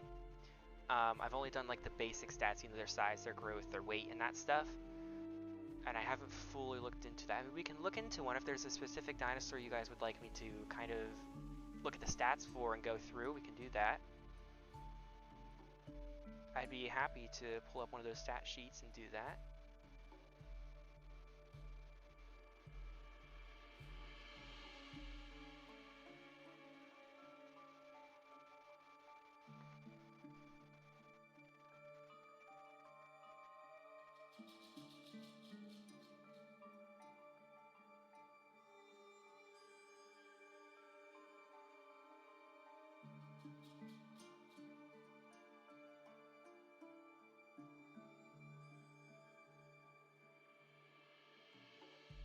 Okay, it's all good for you guys, good? Okay.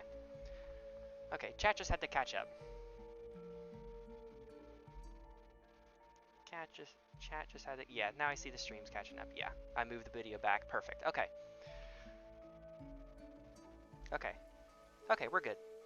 We're good. Anyways, what I was saying was, did you guys get most of that? Is there something else that I missed at all, though? Playables are going to be different, but for growth, that's our goal.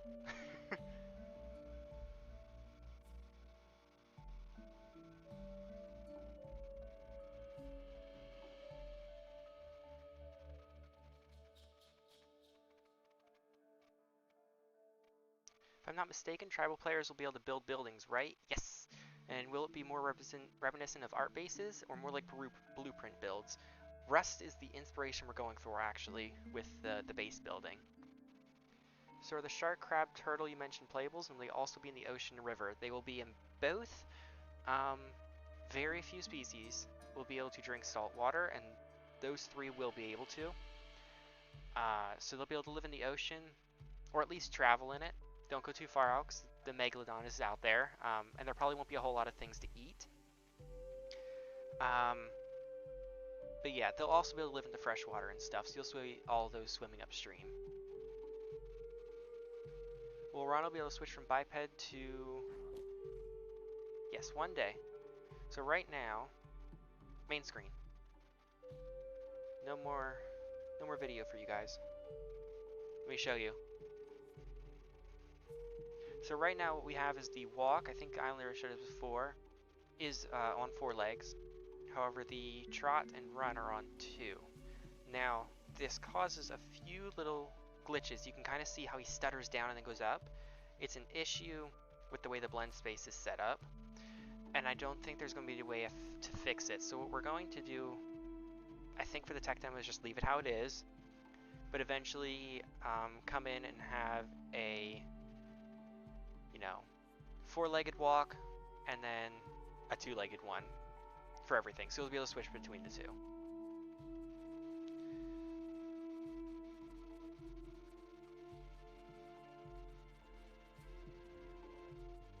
Possibility for VR support for tribals. I like the idea. I don't know if it's gonna happen, but I do like that idea.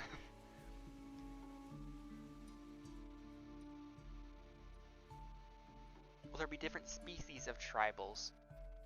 There used to be, in the early days of development, like 2 years ago that was, I say it like it was like 50 years ago, but there were different kinds of tribes. That might still be a thing, but I think everybody kind of spawns the same kind of tribe.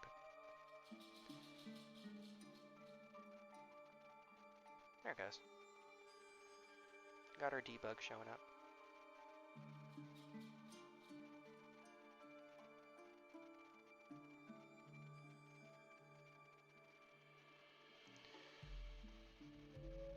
Will there be a mutation system like the Isle or perks that trace trait system?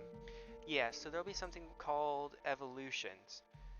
And what evolutions do, they essentially, so you'll go through your life, say, I'm an Tyrannosaurus here. I'm going through my life, and I spend my entire life alone. I don't make any friends, I don't start a family, I just swim around and grow to 100%, and then I get killed off by a Peru. That would actually unlock an evolution for me called the Lone Wolf Evolution. And what I'll be able to do is I'll gain that evolution. It'll be put into a reserve area, which I can use on any of my playthroughs with Tyrannosaurus. So when you're spawning in, you'll be able to select those evolutions. So I'll pick that Lone Wolf one, apply it, and then I'll gain those evolution buffs. So that's kind of how that's our perk system, if you will. Now with that, you can, unlike the active stats, earn evolutions as an adult. So that gives players something to do for a little bit.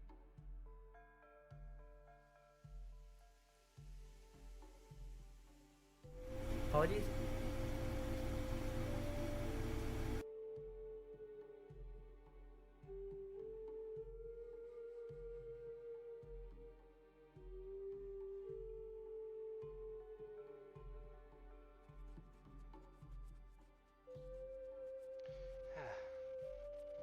Yes, it does sound fun.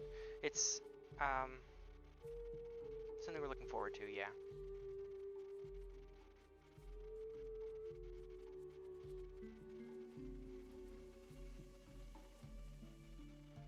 Mic went out.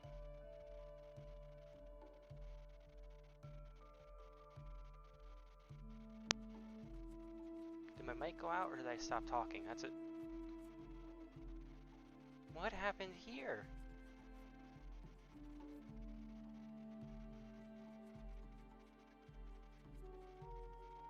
Is that the Arano speed or did you up its speed for testing? Nope, this is its speed. This is the juvenile speed. Bottom left-hand corner, 21.8 kilometers per hour. And as the adult, I believe it's 34? Let's see if I'm right. 32.4. Relatively average, I think. I think like 30 to 40 is like the average speed for a dinosaur in our game. So it's on the lower end of average. Now it does have quite a fast trot speed, 15. I think that's faster than Eocar's, and that's the goal, is for it to be a trotter more so than a runner. But even more so than a trotter is a swimmer. And it can swim pretty quick, especially as a juvenile. The adult swims at 25.7, yeah. When it's quick, but you can go along a leisurely 8 kilometers an hour too. But if I switch down to the juvenile growth,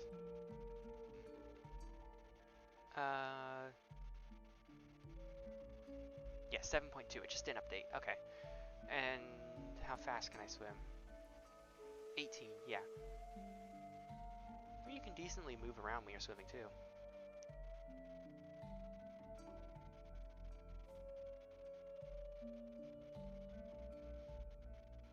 When are you coding the mud crab? Oh, I don't think mud crab is on our team. I don't think it's on the roster, I should say, actually. I know there's some conflicts going on between the horseshoe crab and the mud crab.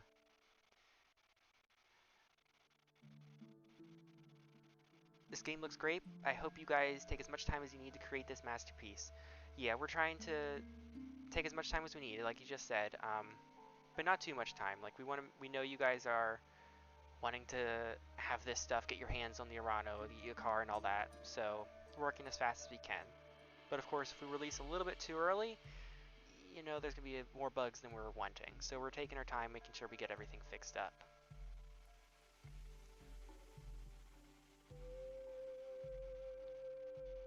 Do you think that the game could release in 2026 as early access or no? And do you play for console? I don't know that console is going to come soon. It might come in the future. As per an early access release in 2026, I'm not going to share anything on ETAs. We have our own internal deadlines, of course, but nothing I can share publicly. Besides that the tech demo is hopefully coming this year. Do you know how many fully grown Aranos can the island sustain? So I was actually just working on our plant spawner.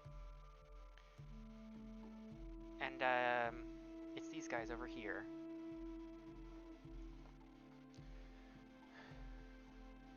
And I found that they can probably support up to about 5,000 plants being spawned at once. So as many Aranos as 5,000 plants can support. I'm quite proud of this little system though.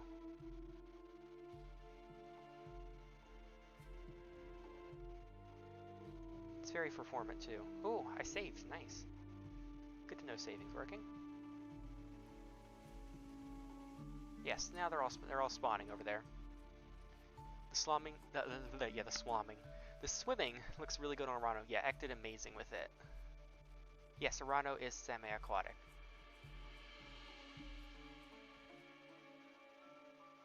Can you stack multiple evolutions per spawn? Or you choose one of evolutions you have stored per life? You can choose, and for the next question, this is for Smaug. You can choose, I believe, one per growth stage. So when you fresh spawn in, so you select one evolution as you're spawning in. and then you select the second one once you're spawned in for your juvenile stage. Then once you reach adolescent, you choose a third, sub-adult you choose a fourth, adult you choose a fifth. Now if you were nested in, you get to choose a sixth one for the hatchling stage, and then depending on how strong that generational line is and how large it is, you can get up to an additional 4 evolutions inherited from your parents. And that those inherited ones are also a little bit dependent on the fire alarm's going off. No need to worry about that. It's probably somebody making pizza, because it's Friday. Every Friday we make pizza here. But yeah, depending on how far along that generational line is, so if you're at like generation 4, you might get those rare revolutions as well. Now, with genovariants, you also get another evolution. You get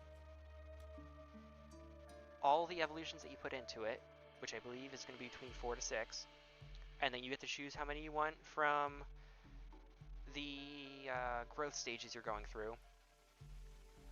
So I think like the max total you can get is probably about 12 evolutions or so, if you're doing great, perfect, and you're doing everything.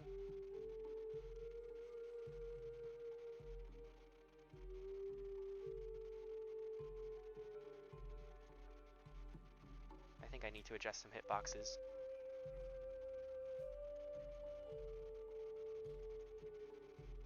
Yeah, I need to adjust the hitboxes to be a little bit slower, or closer. John Towson, thank you very much for the donation. Can you please discuss the balance system of how the ecosystem works? Like, how do you balance herbivore and carnivores on the server? How do you plan on handling mixed packing? How many players at a time? Easy one first, how many players at a time? 100 is our goal per server. At the bare minimum, first iteration, 100 players. How do you plan on handling mixed packing? There is going to be a system that comes with hygiene, disease, and infection that kind of goes alongside like an anxiety system, where if you're around species of a different type, or around too many species of the same type, you're going to start getting a disease. So that's kind of how we're going to be handling that. What was your first question, since I did it backwards? How do you balance herbivores and carnivores on the server? I think that's going to be interpreted 2 different ways, so I'm going to answer it both ways. So I think the first way you're asking is like the actual count, like if we have 60 carnivores versus 40 herbivores. That's really difficult to balance. I know there is a YouTuber and server owner who has a really neat system on his one server for the Isle that limits playables depending on how many there are. I don't think we're going to have something like that, and that's going to be more dependent on the unofficial servers to implement the Archon, kind of like that. The other way I'm thinking you're asking is like direct balance. Everything is being balanced as though it could fight something of its similar weight, a little bit smaller, a little bit bigger, and then a couple of those extremes. So like, you know, a pack of Utah Raptors versus a T-Rex. Or an Arano versus, you know, a Deinocheirus competing in the same territory for food. So there is all that kind of stuff being worked on. I have some balance sheets, which I think I have, is it these ones? Yes. Some balance sheets like this set up to kind of help me with that as a first iteration, and then I go through, of course, in my Google Sheet and set up everything else. Are you enjoying working on the project? Absolutely. This is the best project I think I've worked on ever. I shouldn't say that, because I'm working on a second project that is really enjoyable. They're really nice over there. But I love the ambition this project has and how much work that's being put into it.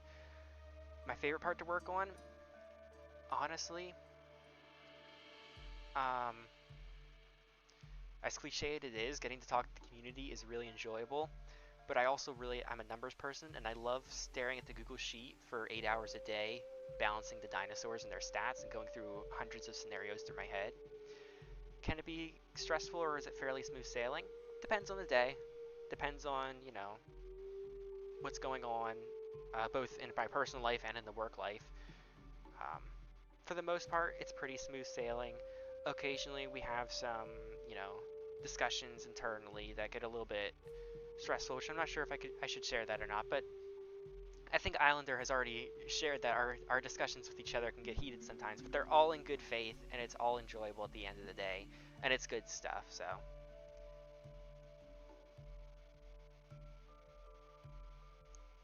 Yeah, my house is burning, definitely.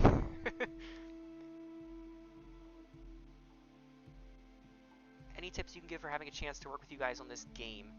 I'm more on the level design and coding aspect when it comes to my skills, but I'm willing to adjust to whatever is needed. If you're in our Discord, there should be a link for jobs. I forget exactly what it's called. There is a moderator in here, Miss Search.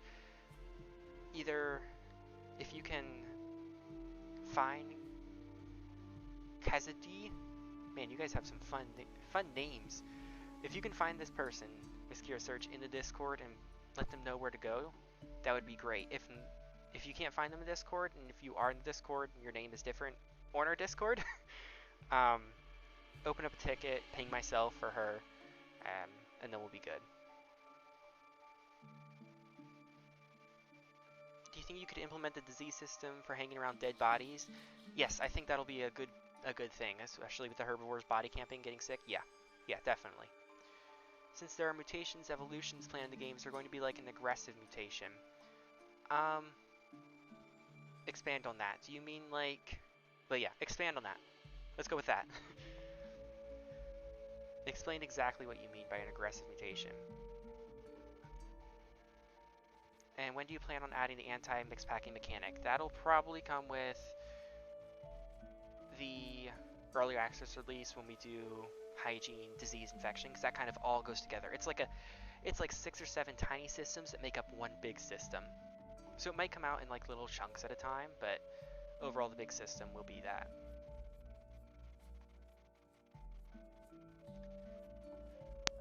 I wonder if the eclipse still works. 1330.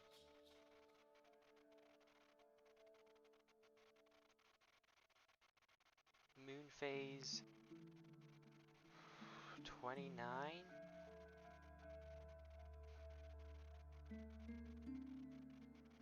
Maybe not. Oh well.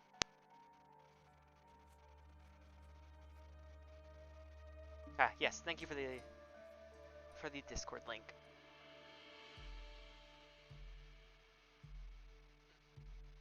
I mean, like in a life, if you're like a Herbie and whenever something approaches you, even if it's not attacking you, to attack it for no reason. Shoot it, Senpai. Go ahead and finish up, then I'll answer. I was gonna say, I was still a little confused.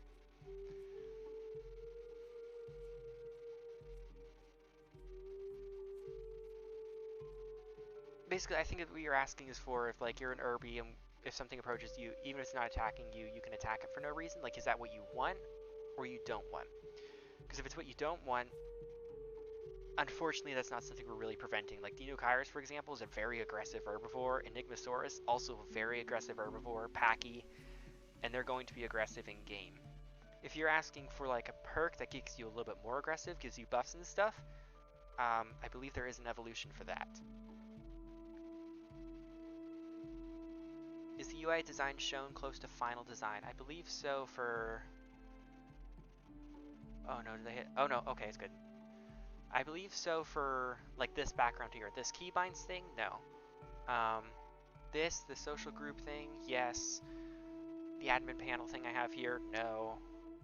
This is a debug one. The one in the bottom right hand corner, yes. So it's like 50-50. Will this game have weather conditions such as tornadoes, storms, floods, kind of like how Bob does it? I would like to, well, I can show you what the most aggressive thing we have right now is a thunderstorm. And this is very loud.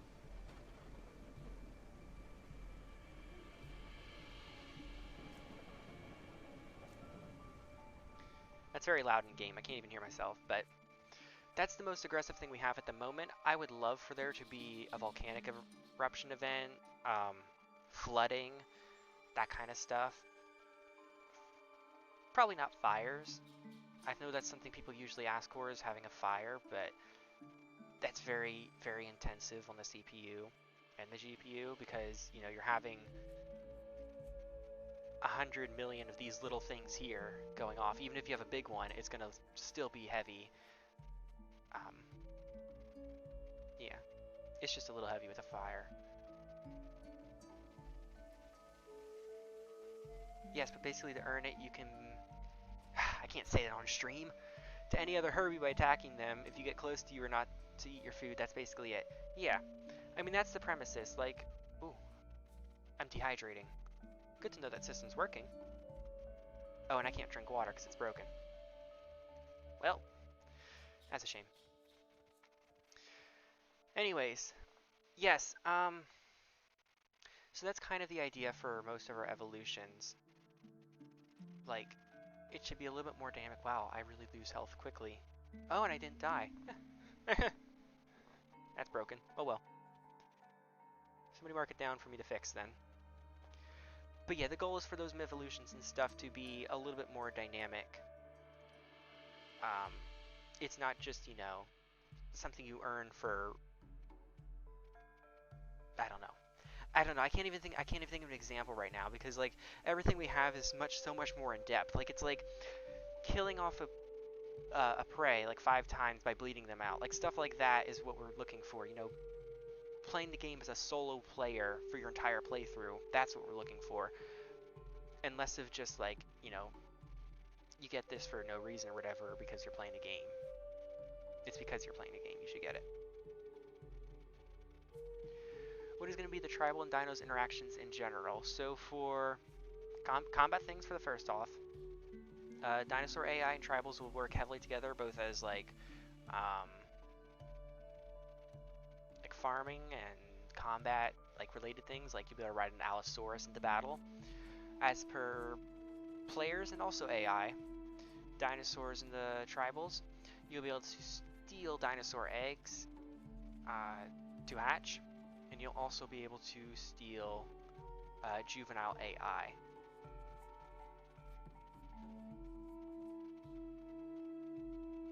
Do you think the game will be completely reliant on the successful crowdfunding to continue progress?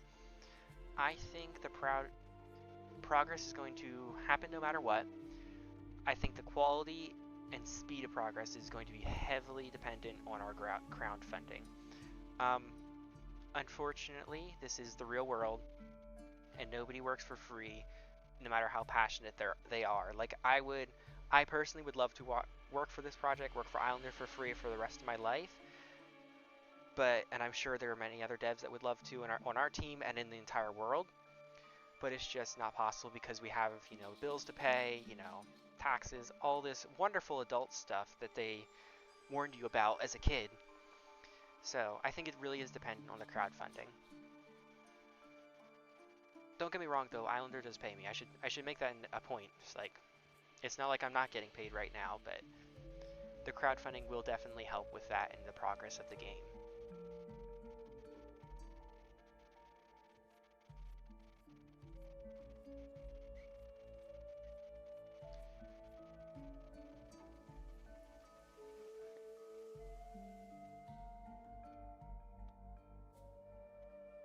It's the collision, that's right. Stinky collision.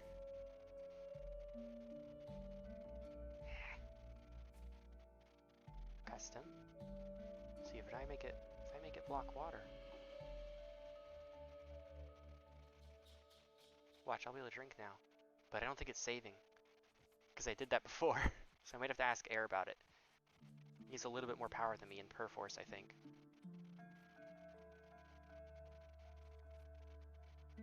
Nope, now I can't drink still. Oh well. Do you have rough numbers on how much the crowdfunding goal will be? Yes, but I don't think I can share it. I don't think I can share anything involving money. You'll have to ask Islander about that if he's willing to share. How do you distinguish AI from players? I would love to see animal types that are only specifically AI. There are 2 that are only AI, Semiotis and Megalodon. However, when we were reorganizing the roster to make a lot more things playable, we decided to just make as much playable as possible. And like it ended up being like 6 dinosaurs weren't going to be playable, and they were just going to be AI, and we're just like, what's the point in that? We just make Dryo and Horseshoe Crab playable one day. As per determining the difference between them, this comes down to a couple different things that we can do. One of them is skins and colors. I don't know if that's going to be something we do, but if I were to guess, it's something we might. But the big thing is just you'll probably be able to tell it's an AI. There's many different ways to make an AI, and one of them in this kind of game involves a very realistic player type AI. It feels like the player, it moves like the player, it acts like the player. And in my opinion, this kind of an AI is not one that this game needs, because it's just a pain growing something and then dying to what you know is an AI. Like, if I'm going to be here fighting for my life and I'm going to be surviving and playing this game, I want to sustain myself a little bit off of AI if I'm starving, but and maybe fight an AI or two just for fun. But for the most part, I want to be fighting people and like have random actions occurring. But like, if you're trying to make those AI as close to the player as possible, you usually just end up making them way too hard, and it gets very difficult to balance and just to fight in general. Like, it's just not an enjoyable experience. So they're going to be dumbed down in a way, like maybe how you would see in like Ark, maybe. Probably a little smarter than Ark. Let's go with that. But they're not going to be super crazy. Yes, when you see a dinosaur and you know it's a real player, it is definitely completely different. Like, yeah, completely agree here.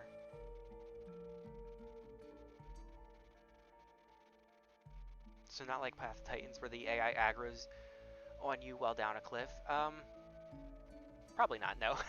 We'll probably have some environmental query stuff to manage that. Is there a way to avoid over-aggressive herbivore groups?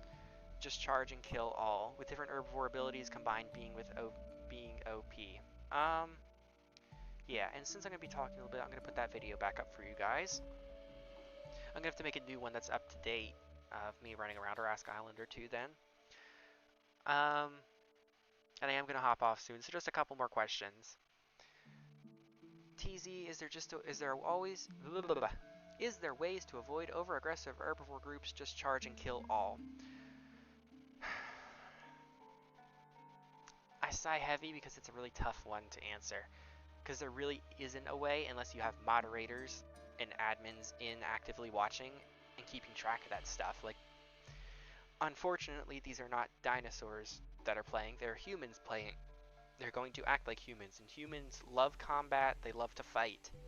So that's just what they're going to do, unfortunately. I mean, ways we can avoid that is making it so that if you're... I mean, one of the ways that we are avoiding it is if you're in combat a lot, you will get a slight buff to some stuff from your active stats, but you'll also get debuffs for your hygiene. So it's a very fine line, though.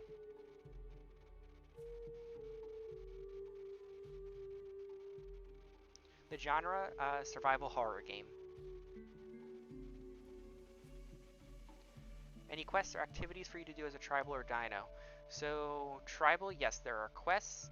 I don't know what they're like. I think one of the quests that we want is for you to go retrieve like an artifact and bring it back. You'll probably be able to talk like to village elders. Possibly get quests from other players is something I think we talked about at one point. But that might be more so like in the marketplace and things. As per dinosaurs, there are not quests for dinosaurs, but there are certain actions you can take to get rewards. So, for example, following your diet pathway, in a way you can consider that a quest. Going out and finding plants with high carb quantity to get a carb-based diet. Then there's evolutions, which are, there are our version of perks. And the way you get those is kind of just going out, killing 5 dinosaurs by bleeding them out gives you a buffed bleed ability for the next playthrough. And that's kind of what we're going for with those quote-unquote quests. But it's more so, it's not something that's going to show up on your screen like, go kill 5 dinosaurs through bleed. That's not going to show up on your screen. You're just going to have to know it's hidden in the file somewhere, that if you do that, you're going to get this evolution. Can a rhino attack underwater? I don't know.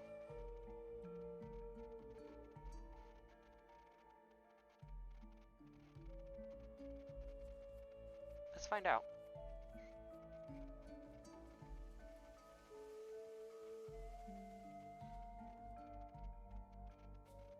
So I can attack on land, and I can bite. I can't alt attack.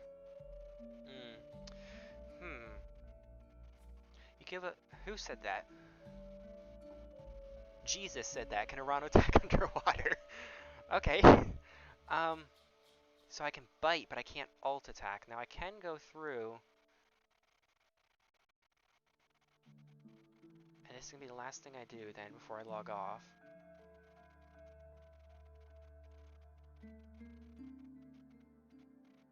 If I take out the swimming, I should be able to, but I think it's going to play the land animation, so I might need to ask Ek, or Kleiner, rather, to make a water-based alt attack if that's something we want.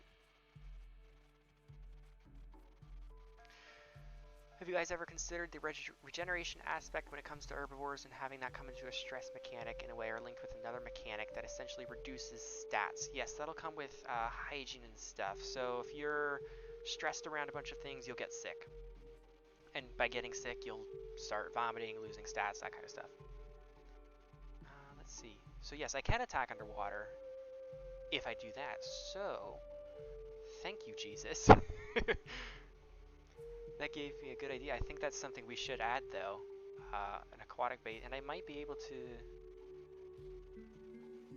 no, it should probably be a full body animation, though. Move that back, though. Yeah, I'm gonna have to mark that down to add, because that's a smart idea, or at least ask Islander about it. And what's the approach for humans to fight off dinos? They rely on mobility and outmaneuvering dinos, or just raw power using tools, or just near defenses if caught off guard and can rely on numbers. Numbers is the big thing. Humans, you don't have growth, and you'll be able to keep a ton of weapons in your base, so gather your friends, go grab a bunch of weapons, and go out and kill a T-Rex. But at the same time, you're probably not going to be able to do that too well, so you're going to need to rely on your AI team. So go grab those weapons, then go grab an Allosaurus or two, maybe even get a trike if you were lucky enough to hatch one, then go fight a T-Rex. On your own, though, no, you're fodder. You're going to be like that guy at the gas station in Jurassic Park 2. Gosh, what was his name? He was like one of the people that worked on the film and stuff, I think. But yeah, that's how you'll end up being.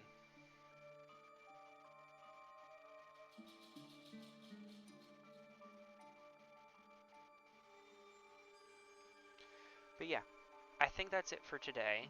It was a good 2-hour stream. I'll be back next Friday. Probably just the same thing. I'll see if I can get another video. Oh, John Townsend, thank you very much for another donation. Much love for what you guys are doing. Please keep up the good work and release this game. Us dino lovers need a fully formed game in this space. I promise you we'll do everything we can to get this game released as quickly as possible and as high quality as possible. That's our goal. But yeah, I think that's going to be it for today. Gonna head off. I'll be back next Friday. Maybe we'll start implementing another playable stats, I should say, not animations or anything, but we'll look at one of those data sheets and maybe start looking at how Allosaurus works or something. I don't know. I'll ask around in the Discord, see what kind of dinosaurs we want to see. But yeah, thank you guys so much for coming. I'll see you guys next time, and as always, you can catch me in the Discord.